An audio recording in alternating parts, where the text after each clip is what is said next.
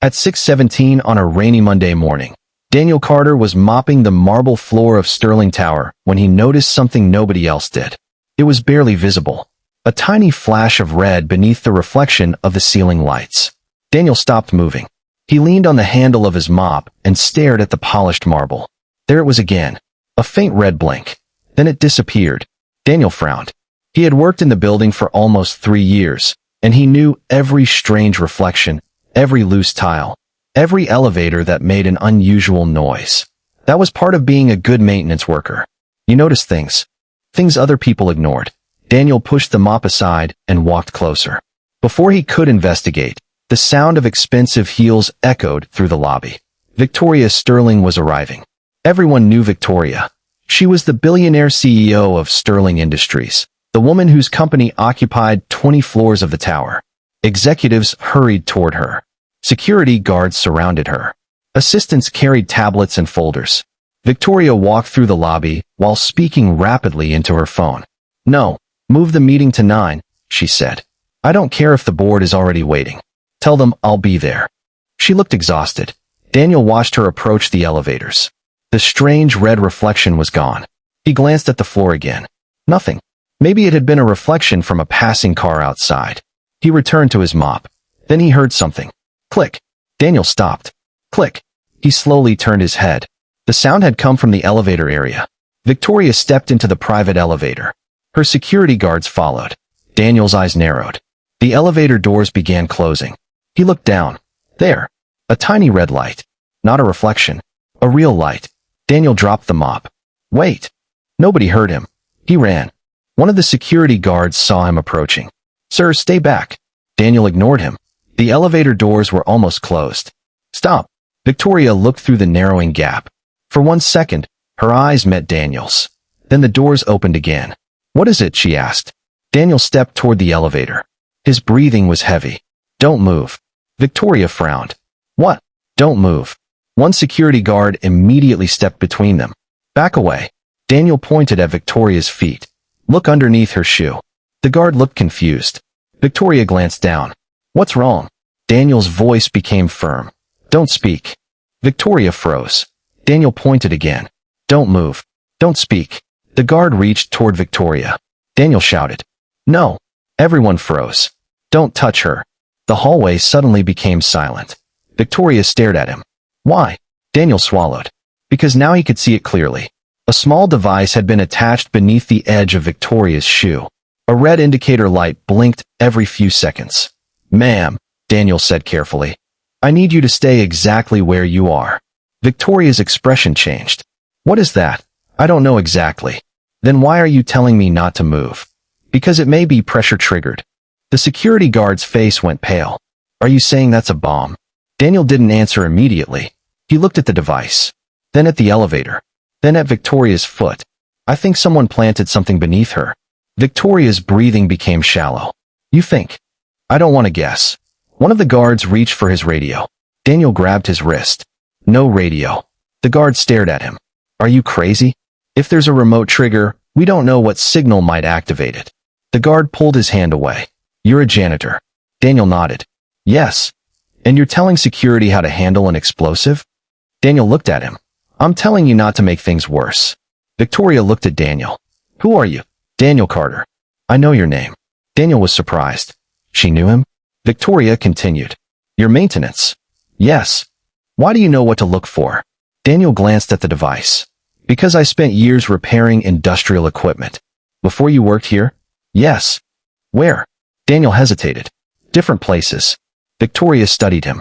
"That's not an answer." "No, ma'am." The security chief stepped closer. "Everyone clear the hallway." Daniel shook his head. "Not yet." The guard glared at him. "You don't give orders here." Daniel pointed toward the elevator. "Then don't." He crouched slowly. Victoria's eyes widened. "What are you doing?" "Looking." "Daniel." He stopped. "I need to see where the wire goes." The security chief immediately grabbed his shoulder. "Absolutely not." Daniel looked at him. "If you pull me back suddenly, you could startle her." The guard released him. Daniel carefully examined the floor. The device wasn't attached directly to Victoria's shoe. It was connected to a thin wire running beneath the elevator threshold. He followed it with his eyes. His stomach tightened. The wire disappeared into the narrow gap between the elevator and the wall. "That isn't good," he whispered. Victoria heard him. "What? There may be more than one device." Her face went white. "What do you mean?" Daniel stood. "Everyone needs to move away from this elevator." The guards began directing employees away. Daniel stayed near Victoria. She looked at him. "You should leave too." "I can't." "Why?" "Because if I walk away and something happens." He didn't finish. Victoria stared at him. "You could die." Daniel nodded. "Yes." "Then why are you still here?" Daniel looked at the tiny red light. "Because you're still standing on it." Victoria's eyes filled with fear. For the first time since becoming CEO, she had no idea what to do. She had spent her entire adult life making decisions. Millions of dollars depended on her choices. Thousands of employees followed her instructions. People moved when she entered a room. But now, she couldn't move even 1 inch. And the only person telling her what to do was the quiet janitor she had passed hundreds of times without ever learning his name. "Daniel," she whispered. "Yes." "Am I going to die?" He looked directly at her. "Not if we do this carefully." Victoria swallowed. "How can you be so calm?" Daniel gave a faint smile. "I'm not." That honesty frightened her more than anything else. He was afraid. He simply refused to let fear control his hands. Daniel looked toward the security guards.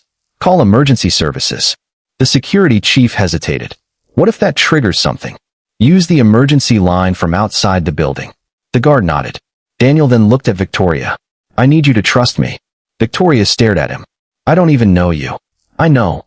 You're asking me to trust a man who cleans this building." Daniel looked at her calmly. "No." He glanced at the device. "I'm asking you to trust the person who noticed it." Victoria took a slow breath. "Okay." Daniel nodded. "Good." Then, from somewhere beneath the elevator floor, they heard another metallic click. Everyone froze. Daniel's eyes moved toward the sound. His face changed. "Everyone back." Victoria whispered. "What happened?" Daniel looked at her. The device just activated. And suddenly, the quiet Monday morning at Sterling Tower became a race against time that Daniel's face changed. The device just activated. For 2 seconds, nobody moved. Then the security chief shouted for everyone to evacuate. Daniel immediately raised his hand. Slowly, the guards looked at him. If everyone runs at once, somebody could bump her. Victoria understood. She stood completely still. Daniel moved closer, but not close enough to touch her. "Victoria, listen to me." She nodded. "Don't look down." "Why?" "Because I don't want you moving your foot accidentally." Her breathing became faster. "I can't feel my legs." "That's fear." "How do you know?" "Because mine are shaking too." Despite everything, Victoria almost laughed. Then another click came from beneath the elevator. Daniel's expression hardened. "We don't have much time." The security chief spoke into his phone. "Emergency services are on the way." Daniel nodded. "Good." He looked toward the elevator. "Get everyone out of this hallway." "What about you?" "I'll stay." The security chief shook his head. "No." Daniel stared at him. "If I leave, nobody is watching the device. You're not trained for this." Daniel looked at him. "I know." Then he looked at Victoria. "But I know her." Victoria's eyes widened. "What do you mean?" Daniel pointed toward the elevator. "This device isn't just under her shoe." He explained what he had noticed. "The wire runs into the elevator mechanism. Whoever planted it wanted her to step into this exact position." Victoria whispered. "Why?" Daniel looked toward the cameras. "To make it look like an elevator malfunction." The security chief understood. "They planned everything." Daniel nodded. "And they knew her schedule." Victoria's face tightened. "Only a handful of people know my morning routine." Daniel looked at her. "Then we know where to start." A few minutes later, the bomb squad arrived. They approached carefully. One technician examined the device from a distance. Then he looked at Daniel. "You were the one who found it." "Yes." "How?" "Reflection." The technician nodded. "Good eyes." He studied the wire. "This is sophisticated." Victoria looked at him. "Can you remove it?" "Possibly. Possibly. We need to understand the trigger." Daniel spoke quietly. "Pressure sensor." The technician looked at him. "You're sure?" "Not completely." The technician nodded. "Neither am I." Victoria closed her eyes. "Then what do we do?" The technician answered. "We keep everyone calm and work carefully." Daniel stayed beside her. For nearly 20 minutes, nobody spoke. Then Victoria whispered. "Daniel." "Yes." "Do you have children?" Daniel smiled faintly. A daughter. How old? 6. What is her name? Lily. Victoria smiled. Does she know what you do? She thinks I can fix anything. Victoria looked at him. She'd be proud of you. Daniel didn't answer. Victoria noticed his eyes becoming wet. What's wrong? Nothing. Daniel. He looked away. I was thinking about what would happen if I didn't go home tonight. Victoria's face softened. Your daughter? Yes. He swallowed. She'd wait for me. Victoria looked down. For the first time, she realized that Daniel wasn't risking his life because he thought he was invincible. He was risking it because someone else's life mattered more to him than his own fear. Then the bomb technician shouted, "Everyone stay still." A wire had moved. Daniel immediately looked at Victoria. Don't move. I won't. The technician carefully disconnected the mechanism. 5 seconds. 10. 20. Then he exhaled. It's safe. Victoria's knees nearly collapsed. Daniel caught her arm. Easy. She looked at him. It's over. It's over. The hallway erupted with movement. Security rushed toward them. Victoria grabbed Daniel's sleeve. Wait. He stopped. She looked at him. You saved my life. Daniel shook his head. I noticed something. No. Victoria's voice trembled. You didn't just notice something. She looked toward the elevator. You stood there when everyone else was afraid. Daniel smiled. I was afraid too. Then why didn't you leave? He looked at her. Because my daughter deserves to know her father did the right thing. Victoria couldn't answer. The investigation began immediately. Security reviewed every camera. Police interviewed every employee. The device had been placed in the building several hours earlier. Someone had entered through a restricted service entrance. The footage showed a person wearing maintenance clothing. Daniel watched the video carefully. Pause. The technician froze the screen. Daniel pointed. That's not one of ours.